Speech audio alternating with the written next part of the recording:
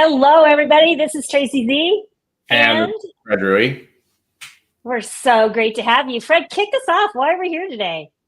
We're doing lunch and learns. We're doing lunch and learns. Woohoo! So actually, we've got four of them scheduled. This is the first of four. We have different topics, and obviously, we're going to be talking about the note industry, what we've done. Both of us have over 30 years in the note industry at this point. So we do this once, sometimes twice a year, and it's just this four session interactive. Leave people in the chat. See a lot of people already in the chat there. So welcome, everybody. Once a year, we do this, as Fred mentioned, live lunch and learns, and we love kicking off the first one with how big the note industry is. As Fred mentioned, we've been doing this a few years now, and we do this from all over the country. You could tell we're in different locations. We're usually in the same location, but I happen to be out in Utah. Fred's out in Florida right now. So wherever you're joining us from, we see a lot of people saying in the comments and the chats where they're joining us from. So thank you. It's one of the cool things about this note industry is you can do it from anywhere. Yeah, no doubt. And just real quick so everybody knows, so I mentioned 4 episodes. This first episode we're going to go over today is how big the note industry is. So we're going to kind of show you what it is out there, how big it is, which the numbers always surprise everybody. And we crunch the numbers every year, which we'll talk about in just a second. Second episode will be this Thursday, April 17th. And that is going to be how note investing works. So we're actually going to walk through the tools and the A, B, and C's of exactly how we do it and what we do and who the participants are. The third episode is going to be next Tuesday, April 22nd. And that is probably one of everybody's favorites, which is how to make money with notes. We're going to show you the actual dollars of how it's done. And then the fourth episode is going to be April 24th, which is a week from Thursday. So think Tuesday, Thursday. And that one, we're actually going to show you how to find notes. Yeah, so we'll have it all covered. We know you have a lot of questions. We are answering them live, and some of them we'll cover in future episodes. And but I guess that's great information to get us kicked off. Yep. So what are we going to cover today? Well, we've got a great amount of information to share. The first thing we're going to talk about is key seller financing trends last year. And every year we compile this data, and it takes usually about the first 3 months of the year for our data provider to scour all of the courthouse records to find this information. So we're real excited to bring it to you today. Yep, we're going to talk about what the average note amounts are and the LTVs, and the LTVs are loan to value. So how much money people are putting down when they purchase this homes. And this number is really going to surprise a lot of people. The note creation by property type. So it's on all different property types, all related. Remember, today we're talking all related to notes created through seller financing. Yep. We're going to talk about what states make up 67% of the volume of the note creation, if you will. And if you're in one of these states, great. If you're not, don't worry about it. You get to work in other states. You don't have to necessarily be in, it doesn't have to be hot in the state that you're living in. And we're going to compare what we call a mom and pop seller, somebody who might just create one note in a year or once in their lifetime, compared to seller financing professionals who are doing multiple in a year. Yeah, and we're going to make some predictions of what happens the rest of the year, which quite frankly is probably just take out a magic 8-ball and, flip it around and see what happens. We do have a couple things. And again, based on 30 years, we've seen good economy, bad economy. The note industry is always thriving because it really just matters on who's selling the notes. If the economy is going great, people are selling notes because they're wanting to invest in other things and build. If the economy gets tight, then people are selling because they need the money for other things. So let's go ahead and just kind of jump into it. So before we reveal how big is the owner finance market, let's just define what is an owner finance transaction. An owner finance transaction is when someone owns a piece of property, they sell the piece of property, and they allow that buyer to make payments over time, sometimes called an installment sale, a land contract, a mortgage, a private mortgage, a deed of trust. What document they use varies by state. But the key component is the seller sells the property, the buyer makes payments to the seller instead of going out to get a bank loan. So they call that seller financing, seller carry, owner financing. So the seller is selling the property, and they're also being the bank. They're allowing the seller to make payments over time. So that is recorded in the courthouse records, and that's how we pull this data. Now, there's other types of notes out in the note investing world. They can be private money loans. They might be scratch and dent loan originations from banks that fall out of a secondary security market. But what we're talking about today is specifically seller financing, and that's where Fred and I both cut our teeth in the industry. I got started, in 1988, and Fred, you were only a couple of years behind that. Mm-hmm. Yep. So without further ado, how big is the owner finance market? Well, it's roughly in 2024, 30.3 billion. That's with a B, as Tracy always likes to remind everybody, because it's easy to kind of glaze over. Mortgage back or owner finance, I'll say, is roughly 3% of all real estate transaction. Doesn't sound like a lot, but obviously when you look at it, it ends up being a lot, and that's just a single year. We tend to do a trailing 5 years. Tracy, you want to talk about that? Yeah, well, let's mention we do a trailing 5 years. That's more inventory out there than the last 5 years. Sometimes we'll buy a note that's got 7 or 8 years of seasoning, as we call it, how long the buyer's been making payments. But the last 5 years is usually, that's when we mostly see notes that we're purchasing. And in the last 5 years, it's been 131.9 billion with a B. So plenty of inventory. As Fred mentioned, we only need a small piece of that pie to find notes that we can buy or refer on to investors to make a fee. Mm-hmm. So how did that stack up to last year? So again, we're talking about 2024, because this is when we finally get all the numbers from there. So we're talking 2024 versus 2023 in there. So basically the dollar volume went up 8.4%, which was kind of to be expected a little bit, because house prices were, kind of going up a little bit and real estate's going up a little bit. It did start to soften towards the end of the year. I mean, everybody wasn't jumping up as far as they were, but it was an 8.4% billion-dollar increase in note creation. The count did not go up quite as much as the dollar amount. The number of transactions that were seller financed only went up 0.13%. So it held steady. There were 89,890 compared to 89,773. So the count held steady, and the dollar volume, as Fred mentioned, went up. Now, what's fascinating about that, even it holding steady, is actually an increase. And the reason that we say that is in 2024, US home sales fell to the lowest in nearly 30 years. And that was also true in 2023, they fell. And so we've just seen that because the mortgage rates are up, rising home prices, there's just fewer properties on the market, that on a whole, in the whole market outside of seller financing, that the number of transactions was really down. In fact, the National Association of Realtors had said is the lowest since 1995.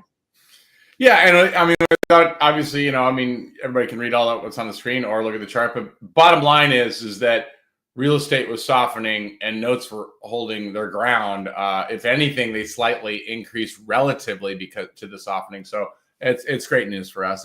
It's not surprising. Like I said, we've seen several different markets, but it just kind of affirms what we already know, that this is it's a viable area that has been viable for a long time and still holds its own in any economy.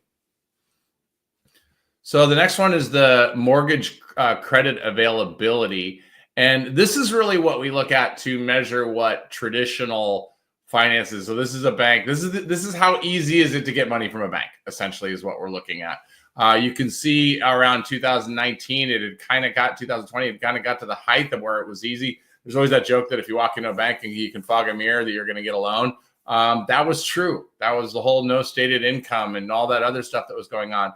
And ever since what happened in 2020, banks have started to go back and tighten. And this happens every time there is some sort of financial crisis, every time there is some sort of, scenario where they they panic. It takes them a while to start being, open and give money out again. In this particular case, it seems to be lasting a little bit longer. I mean, we're 5 years into it now, and they've really tightened the belt. So it's still tough to get a traditional loan, which opens up our side of the business as well. Hey, when you just look at the height of it is when it's easy to get financing, the lower end, like we are in now, it's harder to get bank financing. When it's harder to get bank financing, there's more seller financing. So that explains why it's been going up and holding steady over the last few years. Mhm. In addition to looking at the dollar volume, we like to look at the count. And so this is just a historical look at the counts. As we mentioned, we've been tracking this for quite some years, over decades now, we can say. And we have seen that, again, when it's harder to get bank financing, there's more seller financing. And as it evens out, we see that it's evening out in seller financing as well. So we follow along. When it's harder to get financing, there's more seller financing. Yeah. So we also do this by property type, the breakdown, and this is really, really interesting. It doesn't change. Percentages are pretty much the same year over year. Sometimes we'll get a little bit more of a spike on one or the other, but just so everybody knows what the breakdown is of the $30 billion, 51% of that is residential. That's the single family residence. Someone living there by here. It is 15.4 billion, which is roughly 51%, as I said. It's 56,744 was last year's count, which roughly is about 63% of all counts created in that year. So residential is the bulk, as Fred mentioned, and then commercial comes in next. So there's about 9.9 billion last year, 30% of the dollar volume that was seller financed in the commercial category, and about 16.5% when you look at the count. And some of these will make a little bit more sense on our next session on Thursday as to what this is basically talking is what that note is secured by, what it was done. So there, someone sells a note, and in this case, it's just land. They sold a chunk of land to somebody else and carried back a note. And in this case, there's about $4.2 billion were done last year, roughly 14% of the overall. By count, it was 14,842, so roughly 16.5% of the overall. And the next category is Tracy's favorite. There's this little bit of unknown, and all that means is that the county, when they pushed the data, didn't tell us what the property type was, but we've got that down to about 3 to 4%. And it's pretty much, we know from years past, as we've narrowed down this number, that it ends up falling in pretty closely one of the residential commercial land buckets by the same number. And we like to look at, in addition to what we just showed you, in that graph form, this is just completely looking at it in an Excel spreadsheet form. You could just see over the last 5 years how it broke down between residential, commercial, land, and how we got to that 131.9 billion in the past 5 years. Yeah, and look, not all 131 billion of it is buyable. It doesn't need to be. There is way more notes available than there are buyers. There has been for our entire life and probably will continue to be. But you can see that there's a nice hit. You can see that land in 2020 kind of got a big spike there, and you're probably seeing that now. Depending on where you live, you're probably seeing all those houses go up from all the land that was bought back in 2020. So these numbers go up and down a little bit, but you can see the breakdown between residential, commercial, land has always been about the same. Unknown as a category, as things come online and a little bit more detailed, we're able to get more information. Hey, what's $1 billion? I mean, we're just missing $1 billion. That's not a big deal. Well, it's not missing. Not missing. I guarantee you that of the $815 million in 2024, roughly 51% of that is residential, and then commercial, then land. I agree with you. This is always surprising, don't you think, Fred? People are always surprised by this. There's this thought that all seller financing is zero down, bad credit, pay here, buy here, that sort of thing. And when we look at the average dollar amount and the average loan to value, the flip side being how much money put down, it always surprises people. Yeah, like Tracy said, I always say it's like there's that perception of like, oh, they're all no money down, or I've heard of notes and they're not very secure and stuff like that. Well, let's just tell you, of the notes that are created and looking at last year, these are not no money down. These are not even 5% or 10% down. The average is actually a 73% ITV, which means 27% down or close to when these notes are created. The average residential note, these are not, $10,000, homes that nobody wants to go anywhere near. The average residential note was $271,000, $271,655 to be precise, which represented about a 9% increase over the previous year. Again, makes sense. Some values were going up a little bit along the way, but the loan to value, went down slightly. Not enough that it matters or is a trend. But the takeaway here is, look, notes are not all tiny, like, uninhabitable properties, and they're not no money down scenarios. And this is residential property. We look at this also by commercial. So last year, the average note amount, starting amount of the note for commercial that was seller finance was $669,046. And that had also gone up a little bit from the prior year. And again, we've got people putting money down in commercial. It's a 69% loan to value. So that means people put about 31% down payment. That's a pretty sizable down payment when you're thinking about the sales price is going to be that note amount of 669 plus the down payment for the sales price. Yep. And the last category is the land category. And roughly it was 69% loan to value. So good down payments in there. The average land amount was $283,887. So a slight increase in the previous, just as everybody else had. Actually, all the increases were almost similar, 9%, 9%, 8%. So those are the numbers as far as the land. This is the breakdown of what the LTVs are and the average note amount. If you have any questions, by the way, we are doing this live. I mean, if you happen to be watching it while we're doing it, so you can leave comments in the chat, and we'll certainly try and answer your questions on the fly as we go through here. I always find it fascinating about the old 80-20 rule. Well, it's very similar in production of seller finance notes. About 67% of the volume, when you look at count, not dollar volume, but count, is produced by 10 states. So just 10 states made up 67% of the count, while the remaining 40 made up 33% of the count. So you've got a lot of states that have more seller financing than others. And let's take a look at what those states are. Yeah. So the big, the elephant in the room, I don't know. I can't think of a better analogy, to be honest with you. Texas is 25% of all the note creation there that we're able to track. So Texas is number one. Number two is Florida at 9%. So quite a bit behind. These are all big numbers, but Texas is the biggest. And that's followed by California, number 3 in the volume by count, and then North Carolina and Georgia. Yeah, and then we've got all the other ones on here. Number, I don't know, where'd you leave off? Number 4 is North Carolina, 5 is Georgia. You already mentioned those. So we got 6 is Arizona, 7 is Washington, 8 is New York, 9 is Tennessee. We have that kind of highlighted because it cracked the top 10. Sometimes around the 8, 9, 10, they tend to change with each other. 1, 2, 3, 4 are pretty much locked. They're just very familiar with it. Yeah, Joe, I did see your question. It was a great question. Does 73% residential LTV include multi-unit? And this is the one before. So unless it qualifies as a commercial property, which is typically over 4, it is going to be in the residential category, a 4 or less scenario. People always ask us, well, why do these states have more seller financing?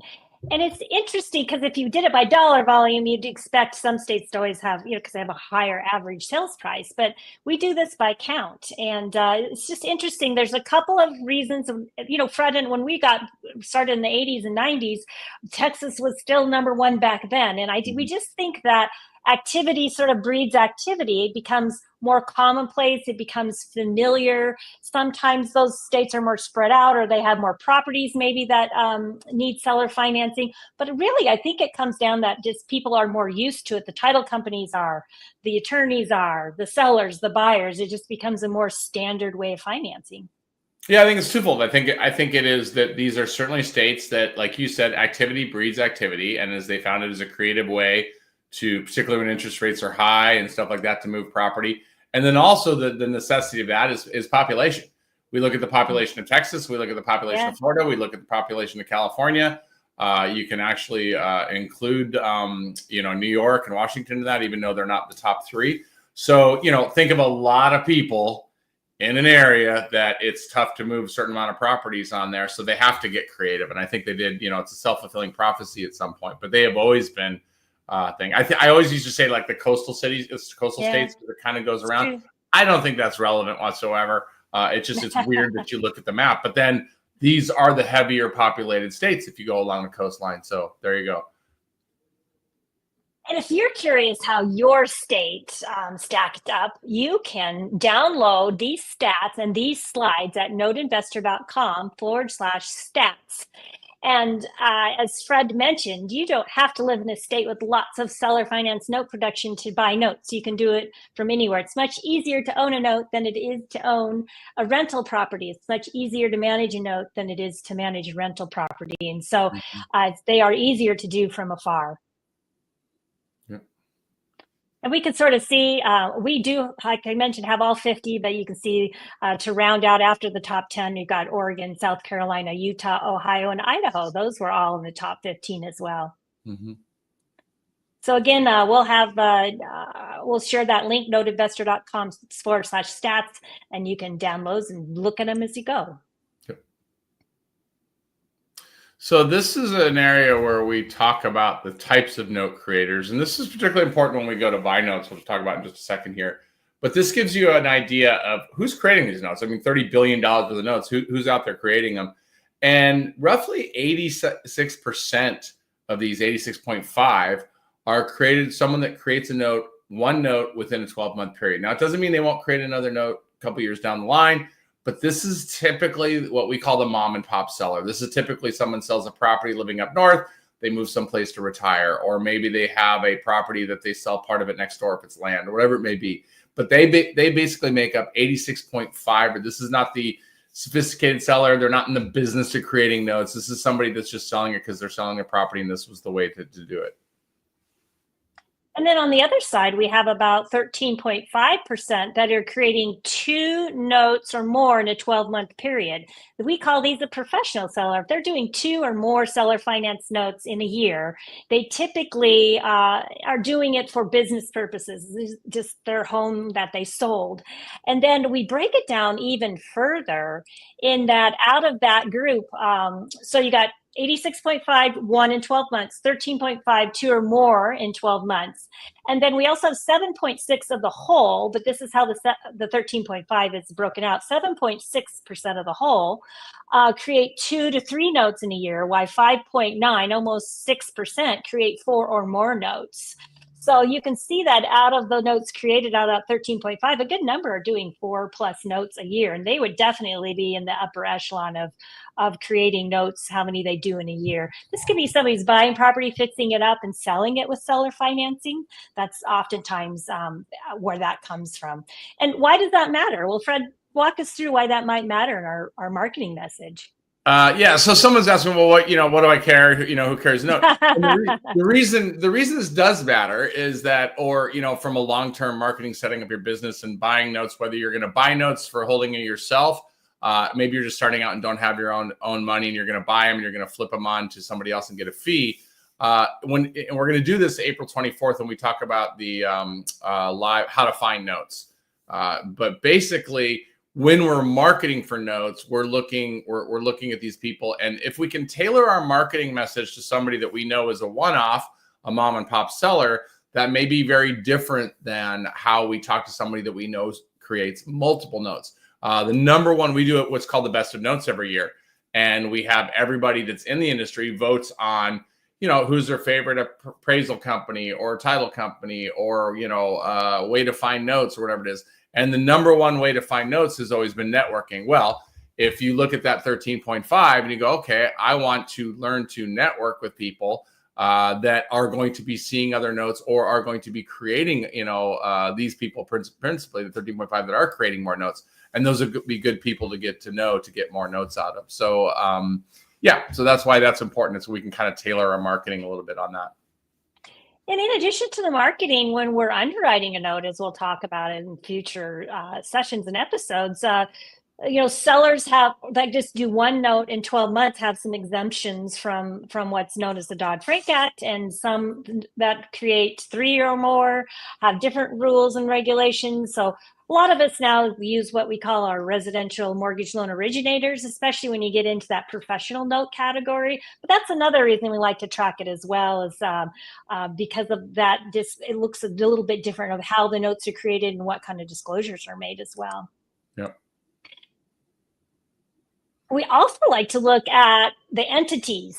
So when we look at entities, the bulk of these notes, 55%, are created by individuals. So they took title to the property and sold the property. It was just, Tracy Z and Fred Rui, husband and wife, selling a property. If we took title that way, we'd be considered an individual. But you might be surprised.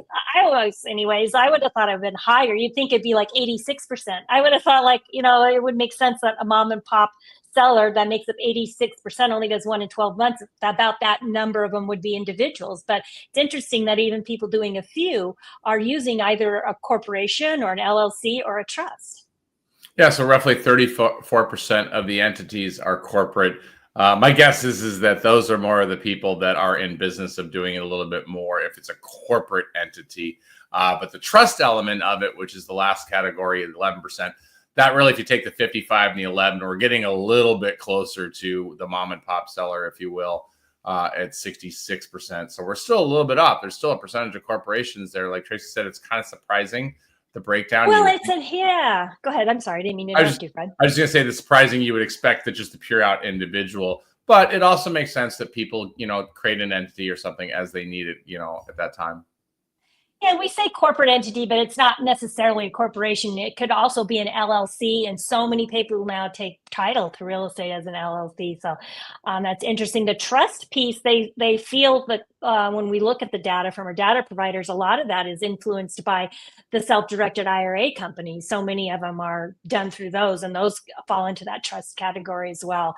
So wherever they fall into, it's just interesting that they use these different entities. It's become more popular now, as we've seen over the years, to use something like an LLC or a trust. Mm-hmm.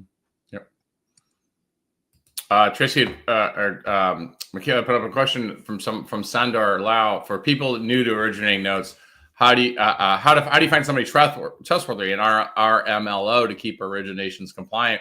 And actually, we keep a list of those people. We actually have them in our guides, and we have our member feedback, and we do masterminds every month where people kind of talk about who they're working with. So yeah, we do that along. That's a great question. Yeah, and RMLOs are licensed in the state. They have similar to a mortgage loan originator's license. They just need to understand seller financing because it's different than a bank loan as far as qualifying them. So that's a great question. Let's see, we got another question. For an MF multifamily, so for our MF multifamily property, can this instrument be used to refinance? Interesting question, David. So a refinance is a loan. So if you already own the property and you're paying on it and you want to refinance and get another loan and pay off the existing loan, that's a true loan origination that somebody has to loan money. With seller financing, the consideration is the sale of the property. So truly, seller financing can only be used when the property is being sold to the buyer and the seller allows the buyer to make payments to the seller. That's the true seller financing. Once you get into refinancing and the borrower already owns the property, now you're in loan origination. So loan originations are outside of all of these numbers because those are where somebody, a bank or even a private lender, is loaning money to somebody who already owns the property or is buying the property. Seller financing is just somebody who sold the property and allowed the money to be made. They didn't really make a loan. The credit was extended for the purchase of the property. So when you ask those questions, you can see it's a much bigger market out there. The private mortgage lending market's even bigger than the seller finance market. This is just one sliver of it we talk about. Because why? Because there's a lot of opportunity in marketing to these sellers to buy their notes. Yep. Let's talk about 2025, and then there's a couple questions we can answer while we're here on the fly. First of all, what's going to happen this year? We don't know. I mean, all bets are off really, at this point. Between interest rates, look like they might be more favorable. The tariff thing is crazy, and don't know how that's going to play. So the important thing is whichever way it goes. You saw the charts earlier. Basically, there's going to be notes created. There's going to be notes sold, bought and sold. We don't know what's going to happen as far as that having an influence on it.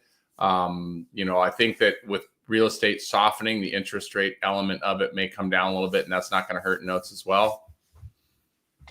We're seeing in certain markets, and this is very regional, but we're seeing in a lot of markets that we buy in that the days on market on the MLS are going up. It's taking longer to sell properties. There's more inventory. It needed to get balanced, but some people are concerned it's going from a seller's market to being balanced to more now almost being a buyer's market in some cases. But the challenge is the mortgage rates, as Fred mentioned. The challenge is also the rising insurance costs, rising taxes. That's making everything less affordable. And that is, we're seeing even some overbuilding. Now, we tend to do better with seller finance notes when the markets aren't so strong in the real estate world. It's interesting. We do good in all markets, as Fred mentioned, but we tend to do better when it's actually a little bit more challenging real estate market. Mm-hmm. Yep. The stock market, basically this is just kind of coming off of the same stuff, but politics is still interest rates, global uncertainty. Just a lot of people kind of sitting on the sidelines a little bit nervous. So we're starting to see more sellers that were okay with their notes and have good notes and are like, you know what, I'm just going to sell because I'm a little worried about going into the economy of it. Some people are wanting to do transactions because they think there's going to be a lot of opportunity. So it's kind of like a little bit of everybody right now in this little mix, and probably will be for the next couple of months. It's good for us as note buyers. Yeah, and it's still harder to get financed out there through banks. And so all of those reasons, we think that 2025 will hold it strong for seller financing or increase again as it did in 2024. Nobody knows crystal balls, but we feel seller financing is going to hold strong or increase in 2025. Right. Again, we recognize if you want to see these stats on a bigger screen than what you're looking at now, you can go to noteinvestor.com/stats. We thank our data provider, Advanced Seller Data Services, for providing this data to us every year. And then we go through, sift, analyze it, and put it together in this presentation format. It's one of our favorite things every year. It really solidifies that there is opportunity in the market out there. And then we are going to answer some questions, I promise, but we want to make sure you know that we'll be coming to you live again on Thursday. Yeah, and Thursday we're going to basically walk through how it works, what the transaction looks like. Sometimes there's a little confusion. We're not lenders. We're not traditional lenders and that sort. We're buying, for the most part, we're buying existing notes. There's certainly some creative ways that we can look at some other avenues, but that's predominantly what we're talking about in this series. So we will do that on Thursday. We're going to walk you through all the players, who's involved, and how you would, most importantly, how you would be involved or could be involved. Yeah, great. So do we have any more questions? We want to make sure we give everybody yeah, we have a couple questions. Let me bring them up. Oh, actually, they've already shown up. So let me see which ones we want to answer here. What type of entity do you recommend or like to use when you originate a note? So it depends. And when you say originate a note, it sounds like you're saying like I'm selling a property and I'm creating a note versus I'm buying a note. I'm buying a note as an investor. So it depends which side you're on of how you want to do that. We're big on retirement accounts, but you're probably talking more specifically about a corporate entity. Trace? Yeah, I agree with Fred. Number one, my go-to always is a self-directed retirement account. Of course, those can be a trust. They can also be an LLC owned by the IRA. You can set it up through your 401k. But I would say on average right now, most people are using an LLC because they are easier to set up. When we got started, we were an S Corp because it had the tax benefits. We were a corporation with an S Corp election. Now I think it's more common that attorneys usually recommend an LLC. Some people like to use layers. They like to use a trust owned by an LLC where the beneficiary is an LLC. So there's different ways to do that. You are welcome to talk with an attorney. They'll give you what they recommend best. Mr. Jeff Watson, he's an attorney that we've had come in and speak a lot on it. And I see that him usually often for a lot of people, an LLC is what works best for them. You say you can do these things as individuals. It's just long-term. There are some tax advantages and some liability protection advantages that come with LLCs. David Harrison, we acquire MFs and ALFs in 12 states with sponsors. Can we bundle the props in a larger note? Interesting. You're close to creating a fund here. I mean, there's a whole. I probably have 10 questions I have to ask before I can actually answer your question here. That's going to be a refinance. Yeah. If you own those Yeah. multifamilies or assisted living facilities and you financing them on, you want to bundle it in and you want to, that's going to be an origination. That's not going to be a seller finance unless you're selling all 12 of them and taking back financing. But that would be a loan origination rather than a seller finance unless you're truly selling the property. Someone said, can you comment on Fannie Freddie manipulating foreclosure data by simply not foreclosing default data would be more telling than foreclosure activity? No. Honestly, Joe, the data has always been manipulated or changed or reported or not reported. It's not any better in this administration than every other administration ever. It is telling less so on the Fannie Freddie and more from a global standpoint. We're not going back to an 2008 scenario ever where there were a lot of foreclosures. So I think that banks have learned to be a little bit more, hey, it's not in our best interest to take back the property because that ends up being a kind of a nightmare as far as they're not in the business of holding real estate. They're in the business of loans. So I think we have seen, a lot more lax on jumping to foreclosure among traditional institutions. Other than that, would it be more effective or help us? The numbers, whether they're accurate or not behind the scenes, I don't know that they've actually helped us in any way, unless you're into buying non-performing notes. Then you might have a feeling of whether there's more out there. Tracy, I don't know if you want to add something to that or.